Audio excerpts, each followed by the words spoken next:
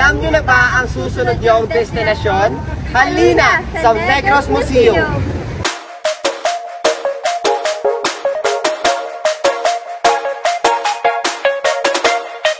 Noong Marso 16, 1996, opisyal na binuksan ang Negros Museum sa publiko.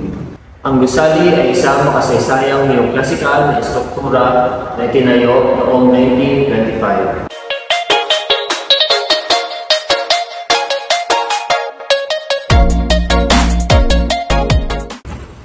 Ang museo ay dinatulis na hindi mahalaga ang teolohikal na arkitekto, kundi tinayo ito para ipakita ang pamumuhay at lipunan ng mga Negrense. Kasama ang mga lumang kanamitan at ipinahiram ng mga bagay mula sa ancestral houses. Kasama rin dito ang mga eksibisyon ng sining mula sa iba't ibang lokal at dayuhang artistang naninirahan sa Negros Island region.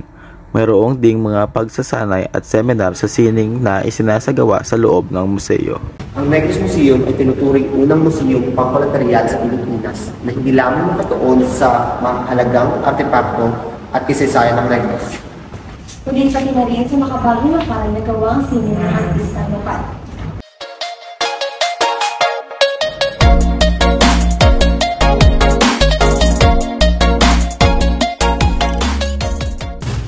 Ang Negros Museum ay naglalahad bilang kayamanan ng kasaysayan, sining at kultura ng mga tao sa Negros Occidental.